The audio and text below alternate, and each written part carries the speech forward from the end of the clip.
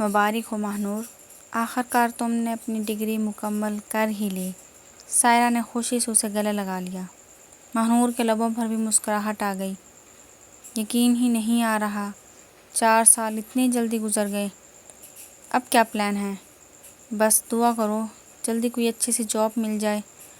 بابا کا خواب ہے کہ میں کسی بڑی کمپنی میں کام کروں اور مجھے یقین ہے تم ضرور کرو گی۔ دونوں ہنستے ہوئے یونیورسٹی کے گیٹ سے باہر نکلی۔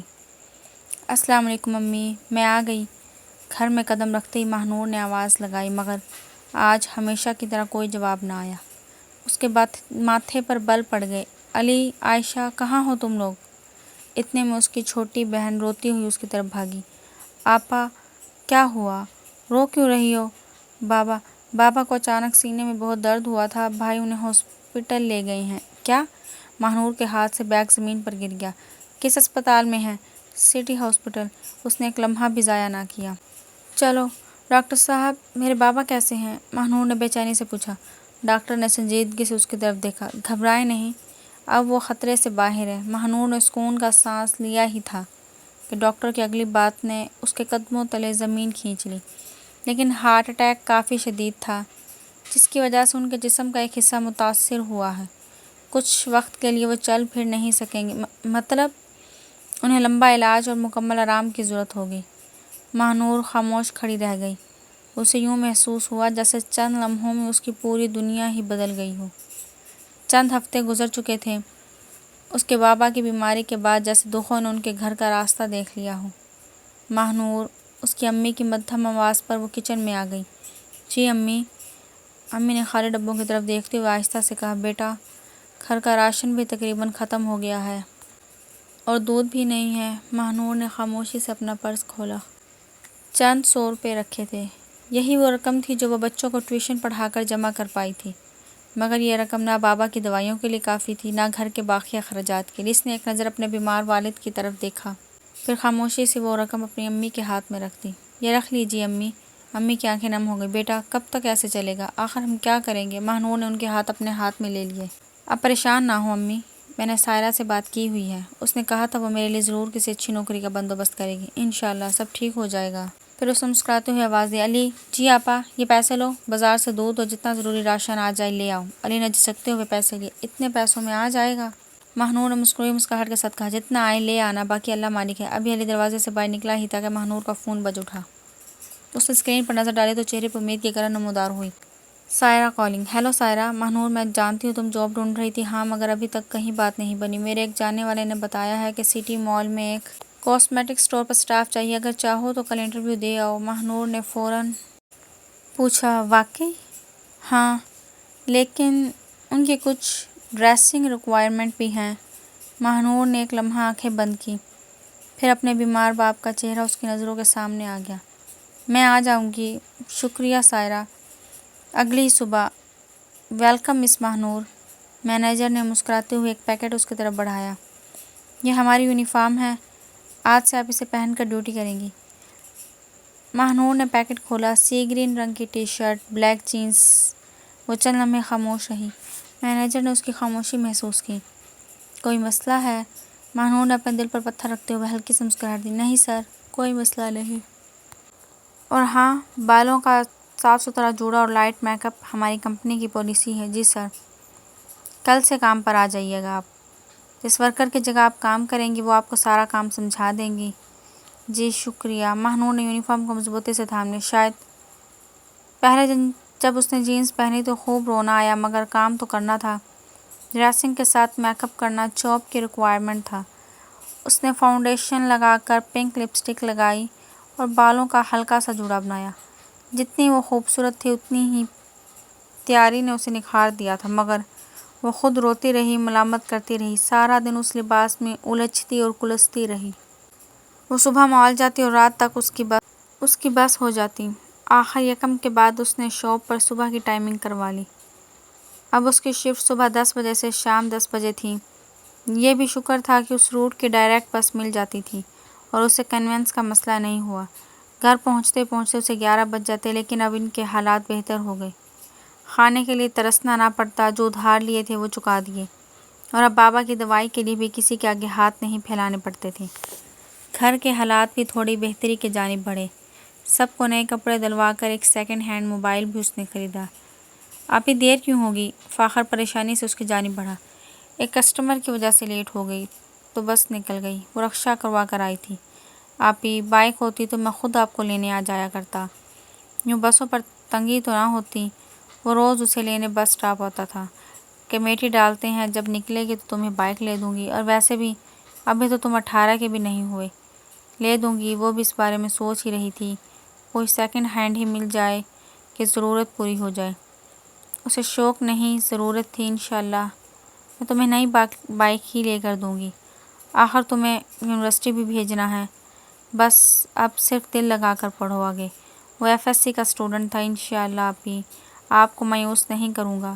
اسے بہن کی قربانیوں کا اندازہ تھا۔ مجھے یقین ہے۔ یہ بتاؤ سر کیسا پڑھا رہے ہیں؟ اس نے اسی ماہ اس کو اکیڈمی لگوایا تھا۔ وہ سرکاری کالج سے تعلیم حاصل کر رہا تھا۔ پہلے وہ گھر آ کر خود ہی پڑھتا تھا، ابھی پچھلے ٹیسٹ لے رہے ہیں، پھر سب کے ساتھ ہو جاؤں گا۔ وہ باتیں کرتے کرتے گھر پہنچے۔ اسے جاب کرتے 6 ماہ ہو گئے تھے۔ کیسی جا رہی ہے جاب؟ عریحہ نے مسکراتے ہوئے پوچھا۔ الحمدللہ ٹھیک جا رہی ہے، ماہ نور نے ہلکی سی مسکراہٹ کے ساتھ جواب دیا۔ مگر تم خوش نہیں لگ رہی۔ ماہ نور نے ایک لمحے کے لیے خاموشی اختیار کی، پھر دھیرے سے بولی، میں ناشکری نہیں کرنا چاہتی عریحہ، اللہ کا شکر ہے اس نوکری سے گھر کا خرچہ چل رہا ہے، بابا کی دوائیاں بھی آ رہی ہیں، مگر وہاں کچھ نظریں ایسی ہوتی ہیں کہ جیسے انسان نہیں کوئی نمائش کی چیزیں ہوں۔ عریحہ نے گہرا سانس لیا۔ یہ مسئلہ صرف تمہارا نہیں ماہ نور، ہم جیسی بہت سی لڑکیاں ایسے حالات سے گزرتی ہیں۔ ماہ نور نے نظریں جھکا لی۔ کبھی کبھی لگتا ہے کچھ لوگ ہمیں ملازم نہیں، شوکیس میں سجی چیز سمجھتے ہیں جسے بس دیکھا جائے۔ عریحہ نے نرمی سے اس کا ہاتھ تھام لیا۔ بس ہمت رکھو، یہ وقت بھی گزر جائے گا، اور مجھے یقین ہے تمہیں جلد اپنی تعلیم کے مطابق اچھی نوکری مل جائے گی۔ ماہ نور نے اس بات میں سر ہلایا۔ انشاءاللہ۔ آج وہ اپنے دوستوں کے ساتھ مال آیا تھا۔ یار تم لوگ گیجٹس دیکھو، میں بھی آیا، اسفند یار نے اپنے دوستوں سے کہا اور سیدھا اپنے پسندیدہ پرفیوم اسٹور کی طرف بڑھ گیا۔ اس وقت ماہ نور ایک کسٹمر کو اٹینڈ کر رہی تھی۔ کسٹمر کے جاتے ہی ایک لمبا سوٹڈ بوٹڈ شخص کاؤنٹر کے سامنے آ کر رک گیا۔ اس کی شخصیت میں عجیب سا رعب تھا، جبکہ دلکش انداز ہر کسی کی توجہ اپنی طرف کھینچ رہا تھا۔ ماہ نور نے حسب معمول پیشہ ورانہ مسکراہٹ کے ساتھ کہا، جی سر، کس قسم کی فریگرنس دیکھنا پسند کریں گے؟ اسفند یار کی نظریں چند لمحے پرفیومز پر رہیں، پھر واپس اس کے چہرے پر آ ٹھہری۔ کچھ کلاسی ایلیگنٹ دکھائیے۔ ضرور سر۔ ماہ نور نے شیشے کی شیلف سے چند پریمیم پرفیومز نکال کر اس کے سامنے رکھ دیے۔ یہ ہماری سگنیچر کلیکشن ہے اور یہ والا کافی پسند کیا جاتا ہے۔ اسفند یار نے بوتل ہاتھ میں لی، مگر اس کی دلچسپی پرفیوم سے زیادہ ماہ نور میں تھی۔ چند لمحے بعد وہ ہلکے سے مسکرایا۔ یہ جاب آپ کو سوٹ نہیں کرتی؟ ماہ نور نے جیسے سنا ہی نہ ہو۔ اگر آپ چاہیں تو اس کی ٹیسٹ اسٹرپ بھی چیک کر سکتے ہیں۔ سر آپ کو میری کمپنی میں ہونا چاہیے، وہ کاؤنٹر پر کوہنی ٹکاتے ہوئے بولا۔ وہاں اسے کہیں بہتر پوسٹ، بہتر تنخواہ اور ہر طرح کی سہولت ملے گی۔ ماہ نور اب اس کی نظروں کا مطلب سمجھ چکی تھی۔ اس نے اپنی مسکراہٹ برقرار رکھتے ہوئے کہا، شکریہ سر، مگر میں اپنی موجودہ نوکری سے مطمئن ہوں۔ اسفند یار نے ہلکی سی مسکراہٹ کے ساتھ پرفیوم کاؤنٹر پر رکھا۔ سوچ لیجئے، ہر کسی کو ایسے موقع بار بار نہیں ملتے۔ رزق اور عزت دونوں اللہ کے ہاتھ میں ہے سر، ماہ نور نے نہایت شائستگی سے جواب دیا۔ اسفند یار نے ایک پرفیوم خرید لیا اور خاموشی سے وہاں سے چلا گیا۔ جیسے ہی وہ نظروں سے اوجھل ہوا، ساتھ کھڑی لڑکی فوراً بول اٹھی، ماہ نور تمہیں پتہ بھی ہے وہ کون تھا؟ نہیں۔ ماہ نور نے بے نیازی سے کندھے اچکا دیے۔ اسفند یار خانزادہ تو اس شہر کے سب سے بڑے بزنس خانزادہ گروپ کے مالک کا اکلوتا بیٹا تھا، ساتھ کھڑی لڑکی نے آہستہ سے کہا، وہ اتنا ہی مغرور جتنا امیر۔ لوگ کہتے ہیں کہ جس چیز پر اس کی نظر ٹھہر جائے اسے حاصل کیے بغیر نہیں رہتا وہ۔ ماہ نور چند لمحے خاموش رہی، پھر پرفیوم اٹھاتے ہوئے بولی، میرا اس سے کوئی تعلق نہیں، میرے لیے وہ بھی صرف ایک کسٹمر تھا اور بس۔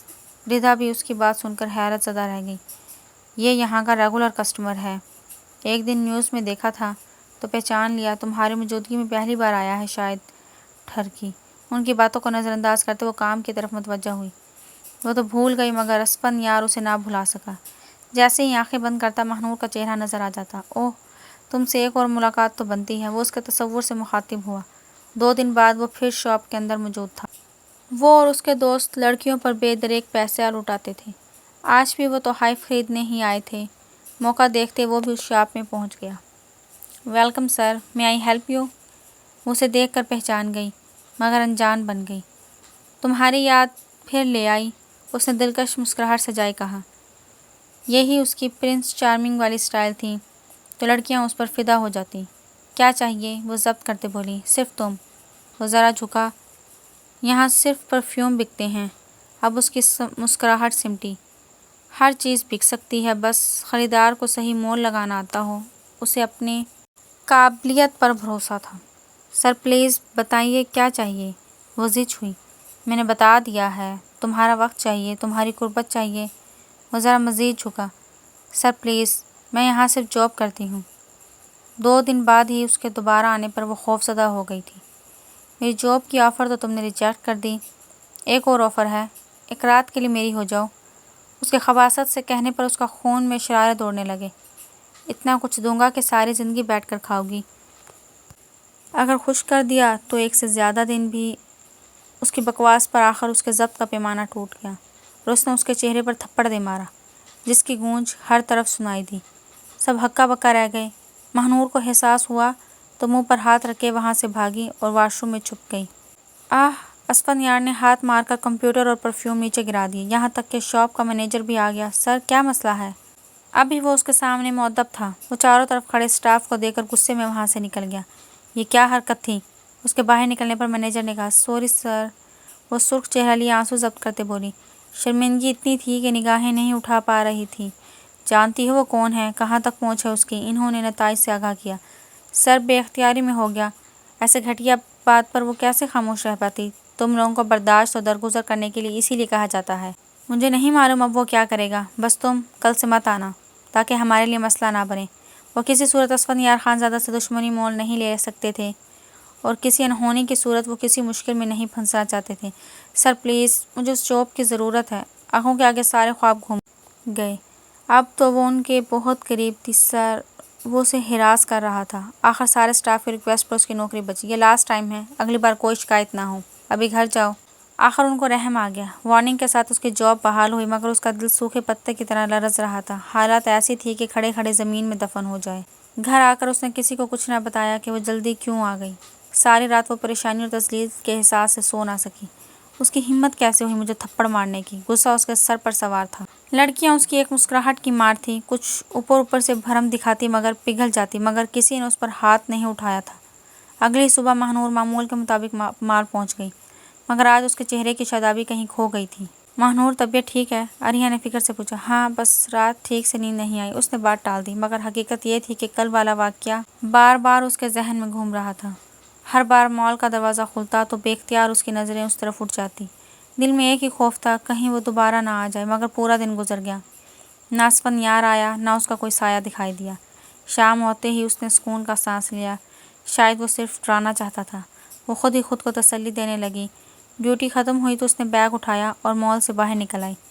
پارکنگ کی طرف جاتے ہوئے اچانک اسے یوں محسوس ہوا جیسے کوئی مسلسل اس کے پیچھے چل رہا ہو۔ اس نے قدم تیز کر دیے، پیچھے چلنے والے قدم بھی تیز ہو گئے۔ اس کا دل زور زور سے دھڑکنے لگا۔ اس نے ہمت کر کے مڑ کر دیکھا تو چند مضبوط جسم والے آدمی تیزی سے اس کی طرف بڑھ رہے تھے۔ اس کا رنگ یکدم زرد پڑ گیا۔ یہی لوگ ہیں؟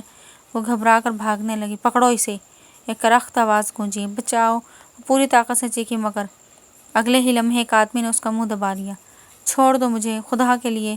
وہ ہاتھ پاؤں مارتی رہی مگر ان کے سامنے اس کی ایک نہ چلی۔ چند ہی لمحوں میں اسے زبردستی ایک سیاہ گاڑی میں دھکیل دیا گیا۔ گاڑی تیز رفتاری سے اندھیرے میں غائب ہو گئی اور ماہنور کی چیخیں شہر کے شور میں کہیں گم ہو کر رہ گئی۔ ماہنور کی سسکیاں پورے کمرے میں گونج رہی تھیں۔ پلیز مجھے جانے دو، میری امی میرا انتظار کر رہی ہوں گی، وہ بہت پریشان ہوں گی۔ اسفندیار چند قدم اس کی طرف بڑھا۔ اب بہت دیر ہو چکی ہے ماہنور، میں تم سے معافی مانگتی ہوں۔ مجھے اس وقت تمہیں تھپڑ نہیں مارنا چاہیے تھا مگر تم نے میرے ساتھ جو کیا، اس لمحے میرے پاس اور کوئی راستہ نہیں تھا۔ معافی؟ وہ طنزیہ انداز میں ہنسا۔ اب معافی سے کچھ نہیں ہوگا، خدا کے لیے میری عزت کے ساتھ مت کھیلو۔ ماہنور کی آنکھوں سے آنسو مسلسل بہہ رہے تھے۔ میں تمہارے ہاتھ جوڑتی ہوں، مجھے جانے دو۔ اسفندیار کی آنکھوں میں عجیب سی سختی اتر آئی۔ تم نے اسفندیار خانزادہ کی انا پر ہاتھ اٹھایا ہے اور اس کی قیمت تمہیں چکانی ہوگی۔ یہ کہتے ہوئے وہ اس کی طرف بڑھا۔ ماہنور گھبرا کر پیچھے ہٹی اور میز پر رکھا ہوا بھاری گلدان اٹھا لیا۔ میرے قریب مت آنا ورنہ میں خود کو نقصان پہنچا دوں گی۔ اسفندیار ایک لمحے کو رکا، پھر تیزی سے آگے بڑھ کر اس کے ہاتھ سے گلدان چھین کر دور پھینک دیا۔ تم ایسا کچھ نہیں کرو گی، اس نے باہر کھڑے گارڈ کو آواز دی۔ دروازہ بند کر دو اور میری اجازت کے بغیر یہ کمرے سے باہر نہیں نکلے گی۔ نہیں پلیز۔ ماہنور دروازے کی طرف بھاگی مگر اس سے پہلے ہی دروازہ بند ہو چکا تھا۔ وہ مسلسل دروازہ پیٹتی رہی۔ کوئی ہے، خدا کے لیے میری مدد کرو، مجھے یہاں سے نکالو، مگر اس کی ہر چیخ بند دروازوں سے ٹکرا کر واپس لوٹ رہی تھی۔ اسی وقت خانزادہ گروپ آف انڈسٹریز کے ہیڈ آفس میں سر اسفندیار کے والد حیات خان نے فائل سے نظریں اٹھائی۔ جی کیا بات ہے؟ سر ایک ضروری اطلاع ملی ہے۔ بولو، ملازم نے ہچکچاتے ہوئے کہا۔ چھوٹے سر ایک لڑکی کو فارم ہاؤس لے گئے ہیں۔ حیات خان کے ہاتھ سے قلم گر گیا۔ کیا کہا تم نے؟ جی سر، خبر پکی ہے۔ چند لمحوں کے لیے کمرے میں مکمل خاموشی چھا گئی۔ حیات خان نے گہرا سانس لیا۔ گاڑی نکالو۔ ان کی آواز میں پہلی بار ایک باپ کی بے بسی صاف سنائی دے رہی تھی۔ آج اگر یہ خبر سچ ہوئی تو اسفندیار سے پہلے میرا سامنا ہوگا۔ پاکستان کی چند بڑی کاروباری سلطنتوں میں شمار ہونے والا نام، real estate, construction, textile, import export اور ہوٹلنگ، جس بھی شعبے میں خانزادہ گروپ قدم رکھتا کامیابی اس کے قدم چومتی۔ اس سلطنت کے مالک حیات خانزادہ اپنی دیانتداری اور اصولوں کی وجہ سے جانے جاتے تھے۔ اتنی بڑی سلطنت کا واحد وارث اسفندیار خانزادہ اپنے باپ کے بالکل برعکس تھا۔ بچپن ہی میں ماں کا سایہ اس کے سر سے اٹھ گیا تھا۔ حیات خان نے ماں اور باپ دونوں بننے کی کوشش ضرور کی، مگر کاروبار کی بے شمار ذمہ داریوں نے انہیں کبھی بیٹے کو وہ وقت نہ دینے دیا جس کا وہ حقدار تھا۔ نتیجتاً دولت تو اسفندیار کے قدموں میں تھی، مگر تربیت کہیں پیچھے ہی رہ گئی۔ راتیں دوستوں کی محفلوں میں گزرتی، دن اس کے بے مقصد عیش و عشرت میں۔ اسے کسی چیز کی کوئی پرواہ ہی نہیں تھی۔ بیٹا اب سنجیدہ ہو جاؤ، حیات خان اکثر اسے سمجھاتے۔ خانزادہ گروپ تمہارا منتظر ہے، اب کاروبار سنبھال لو۔ اسفندیار ہر بار ہنس کر جواب دیتا، بابا ابھی میری عمر ہی کیا ہے، پوری زندگی کام ہی تو کرنا ہے، ابھی تو جینے دیں۔ حیات خان خاموش ہو جاتے۔ انہیں امید تھی کہ وقت کے ساتھ ان کا بیٹا خود سنبھل جائے گا، مگر آج جب انہیں معلوم ہوا کہ اسفندیار ایک لڑکی کو زبردستی فارم ہاؤس لے گیا ہے تو پہلی بار انہیں محسوس ہوا کہ شاید انہوں نے اپنے بیٹے کو سنبھالنے میں بہت دیر کر دی تھی۔ گاڑی تیزی سے فارم ہاؤس کی طرف بڑھ رہی تھی اور حیات خان کے دل میں صرف ایک دعا تھی، یا اللہ اسفندیار سے کوئی ایسی غلطی نہ ہو گئی ہو جس کا ازالہ پوری زندگی بھی نہ ہو سکے۔ فارم ہاؤس کے مرکزی دروازے پر گاڑی رکتے ہی حیات خان تیزی سے باہر نکلے۔ چھوٹے صاحب کہاں ہیں؟ گارڈ نے گھبرا کر سر جھکا لیا۔ سر اوپر والے حصے میں ہیں۔ حیات خان کسی کا جواب سنے بغیر سیدھے اندر چلے گئے۔ اسفندیار ابھی ڈرائنگ روم میں بیٹھا کافی کا مگ ہاتھ میں لیے بے فکری سے موبائل استعمال کر رہا تھا کہ باپ کو سامنے دیکھ کر چونک گیا۔ بابا آپ یہاں؟ حیات خان نے غصے سے اس کی طرف دیکھا۔ وہ لڑکی کہاں ہے؟ اسفندیار چند لمحے خاموش رہا، پھر بے نیازی سے بولا، اوپر ہے۔ اسفندیار، حیات خان کی آواز پہلی بار اتنی بلند ہوئی، تمہیں اندازہ بھی ہے تم نے کیا کیا ہے؟ بابا صرف ایک تھپڑ کا حساب برابر کرنا تھا۔ حساب؟ حیات خان کا ضبط جواب دینے لگا، کیا خانزادہ خاندان کی تربیت یہی ہے کہ ایک بے گناہ لڑکی کو اٹھا کر فارم ہاؤس لے آؤ؟ اسفندیار نے نظریں چرائی مگر خاموش رہا۔ اگر اس لڑکی کی عزت پر ایک دھبا بھی آیا نا تو صرف اس کی نہیں، ہماری پوری نسل کی گردن جھک جائے گی۔ کمرے میں چند لمحوں کے لیے خاموشی چھا گئی، پھر حیات خان نے سخت لہجے میں کہا، دروازہ کھولو، مجھے اس بچی سے ملنا چاہتا ہوں۔ کمرے کا دروازہ کھلا تو ماہنور گھبرا کر ایک کونے میں سمٹ گئی۔ اس کی آنکھیں مسلسل رونے کی وجہ سے سرخ ہو چکی تھیں۔ حیات خان نے جیسے ہی اسے دیکھا، ان کے چہرے پر شرمندگی صاف جھلکنے لگی۔ بیٹا، انہوں نے نرم لہجے میں کہا، ڈرو مت۔ ماہنور نے لرزتی آواز میں پوچھا، آپ کون ہیں؟ میں اسفند کا باپ ہوں۔ یہ سنتے ہی ماہنور کے چہرے کا رنگ اڑ گیا۔ خدا کے لیے مجھے گھر جانے دیجیے، میری امی میرے بابا سب پریشان ہوں گے۔ اس کی سسکیوں نے حیات خان کا دل چیر کر رکھ دیا۔ انہوں نے آہستہ سے کہا، میں وعدہ کرتا ہوں تمہارے ساتھ ناانصافی نہیں ہونے دوں گا۔ پھر وہ مڑے اور اسفند یار کی طرف دیکھتے ہوئے بولے، آج کے بعد تمہاری زندگی کا فیصلہ میں کروں گا۔ اسفند نے چونک کر باپ کی طرف دیکھا، اور یاد رکھنا اگر اس بچے کی عزت پر ذرا سا بھی حرف آیا تو سب سے پہلے تم میرا سامنا کرو گے۔ اسفند یار پہلی بار خاموش کھڑا تھا۔ اسے اندازہ ہو چکا تھا اس بار معاملہ اس کی سوچ سے کہیں آگے نکل چکا ہے۔ حیات خان نے ایک گہرا سانس لیا، پھر مضبوط لہجے میں بولے، اسفند یار تو میرے ساتھ میرے اسٹڈی روم میں آؤ۔ دونوں کمرے میں داخل ہوئے تو حیات خان نے دروازہ بند کر دیا۔ کچھ لمحے خاموشی رہی، پھر انہوں نے غصے سے پوچھا، آخر تم چاہتے کیا ہو؟ اسفند یار نے بے پرواہی سے جواب دیا، اس نے سب کے سامنے مجھے تھپڑ مارا تھا بابا، میں صرف اسے سبق سکھانا چاہتا تھا۔ سبق؟ حیات خان نے تلخی سے کہا، ایک شریف گھر کی بیٹی کو اغوا کر کے یہی سبق سکھاتے ہو تم؟ بابا اب بات کو بڑھا رہے ہیں۔ میں بات نہیں بڑھا رہا، تم نے حد پار کر دی ہے۔ ان کی آواز پورے کمرے میں گونج اٹھی۔ کل اگر یہ خبر میڈیا تک پہنچ گئی تو صرف تمہارا نہیں، اس بچی کا مستقبل بھی برباد ہو جائے گا۔ اسفند یار خاموش ہو گیا۔ حیات خان نے کرسی سے اٹھتے ہوئے کہا، میرے پاس اب صرف ایک ہی راستہ بچا ہے۔ کون سا راستہ؟ تم اس لڑکی سے نکاح کرو گے۔ اسفند یار نے چونک کر ان کی طرف دیکھا۔ واٹ؟ بابا آپ سن بھی رہے ہیں کہ کیا کہہ رہے ہیں؟ بالکل سن رہا ہوں، میں اس لڑکی سے شادی نہیں کروں گا، اور میں تمہیں اس کی زندگی برباد بھی نہیں کرنے دوں گا۔ مجھے کسی سے محبت نہیں، اور نہ ہی میں ابھی شادی کرنا چاہتا ہوں۔ حیات خان نے دو ٹوک انداز میں جواب دیا، یہ فیصلہ تمہیں اس دن کرنا چاہیے تھا جس دن تم اسے زبردستی یہاں لائے تھے۔ کمرے میں ایک بار پھر خاموشی چھا گئی۔ اسفند یار نے غصے میں میز پر مکہ مارا، اگر میں انکار کر دوں تو؟ حیات خان نے اس کی آنکھوں میں دیکھتے ہوئے کہا، پھر آج کے بعد نہ تم میرا نام استعمال کرو گے اور نہ خانزادہ گروپ سے تمہارا کوئی تعلق رہے گا۔ یہ الفاظ سن کر اسفند یار کے چہرے کے تاثرات بدل گئے۔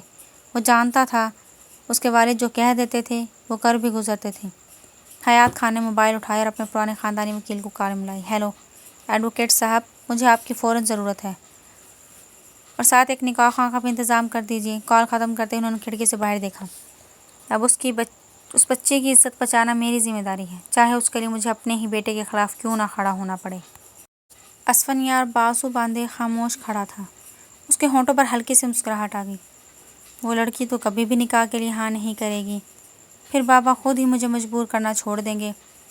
حیات خان نے ملازم کو اشارہ کیا، ماہنور بیٹا کو یہاں لے آئیں۔ چند لمحوں بعد ماہنور لرزتے قدموں سے کمرے میں داخل ہوئی۔ اس کی آنکھیں مسلسل رونے کی وجہ سے سرخ ہو چکی تھیں۔ حیات خان نے اس کے سامنے آ کر رک گئے۔ بیٹا، میں جانتا ہوں میرے بیٹے نے تمہارے ساتھ بہت بڑی زیادتی کی ہے، میں اس کی طرف سے تم سے معذرت چاہتا ہوں۔ ماہنور نے نظر جھکا لی۔ مجھے صرف اپنے گھر جانا ہے انکل، اور تم ضرور جاؤ گی، لیکن پہلے میری بات سن لو۔ وہ خاموش رہی۔